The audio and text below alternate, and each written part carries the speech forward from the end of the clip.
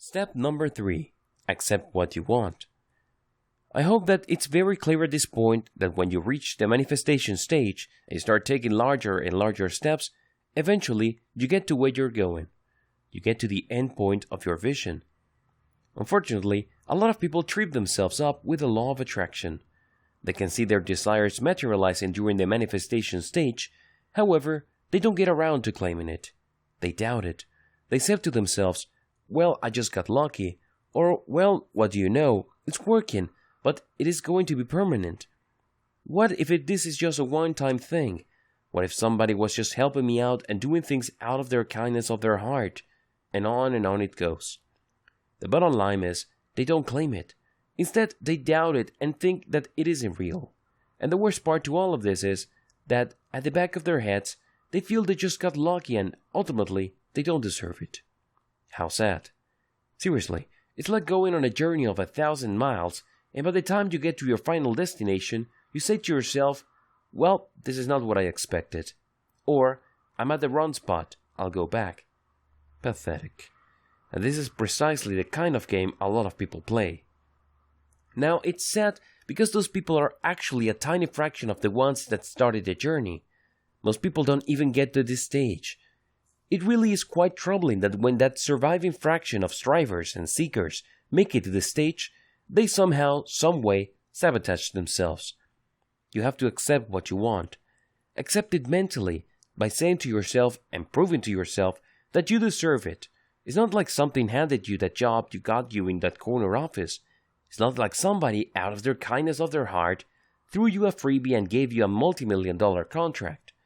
Accept the fact that you put in the work. It took planning, it took vision, it took sacrifice. Also, accept it emotionally.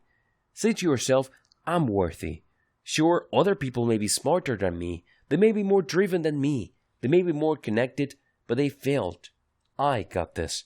I am worthy. I am good enough. This is me. Act like one who has accepted the reality of what you desire. Understand that this is not a one-off thing.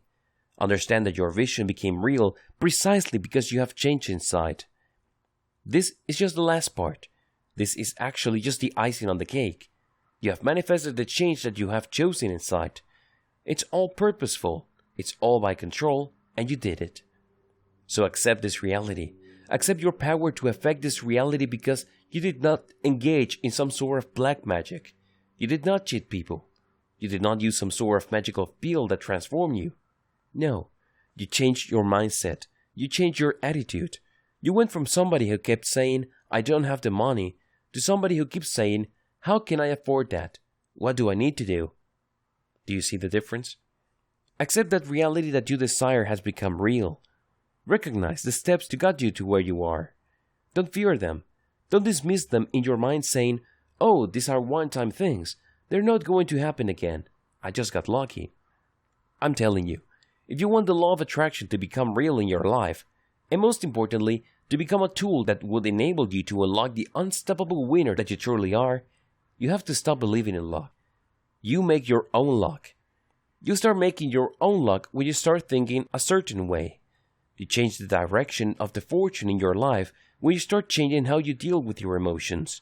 Recognize the step that got to your vision and don't fear them. Don't think that as you go through this process that you jinx it, that somehow, some way you are setting in motion a process that prevents you from repeating the same results. Just accept it. Feel good about it.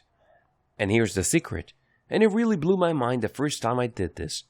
I looked at the positive thing that has happened, and I associated with my changed attitude, emotions, and actions. It's hard to do this the first time around, but the more you achieve the result that you desire, the clearer things become and you are able to make the association stick. But you need to make it stick so you would reach a point where you start to only start thinking about certain things and feeling certain things, and you know that you can take the necessary actions. There is no resistance there anymore. It doesn't seem like you're going out on a limb or you're trying something completely untested and unproven. In fact, this might become second nature to you, that you just jump in with both feet. It becomes clear from the get-go. Create an upward spiral of reinforcing actions. When you create a positive association with the reality of your vision, again, it has become real. And with your interventions and your plans and your emotional states, you can create an upward spiral of reinforcing associations. In fact, if you do this right, it becomes almost unbreakable. Act on your dream. Here's how you do it. First, you act on your dream. You achieve it. You have done it before. You can do it again, so do it. Once you have achieved the results, or even if you have achieved any result, feel good about it. Make it burn. Make it stand out in your mind.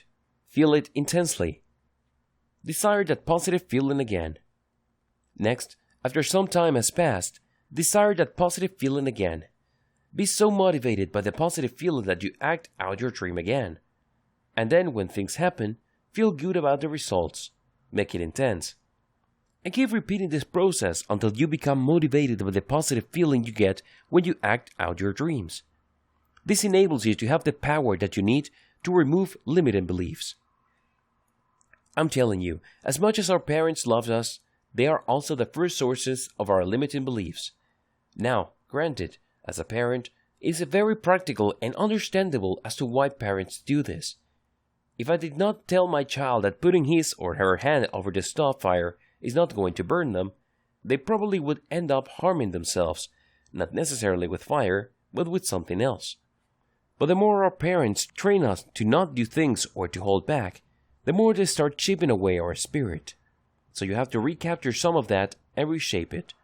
Transform it from the limiting beliefs that hold you back to positive guidance that keeps you out of trouble, but at the same time, give you enough freedom and latitude to live a more effective life. The same goes with emotional habit. Regardless, focus on what you achieve. Accept that you can achieve in the future, and that you have achieved in the past, and focus on the fact that you can change things for the better. Once you have this, then you can compare your negative beliefs versus what you achieved. And if you do this right, you start chipping away on your negative beliefs. Now they're not entirely going to go away because, like I said, some of them are useful. But just like a lot of the things that we've picked up from our childhood, it's very easy to just layer on insecurities, fears, guilt, remorse, and all sorts of toxic emotions until we don't know which is which. By thinking purposely using the law of attraction, you start wearing all this down until you are left with the bare necessities and everything else is gone, and this gives you tremendous freedom.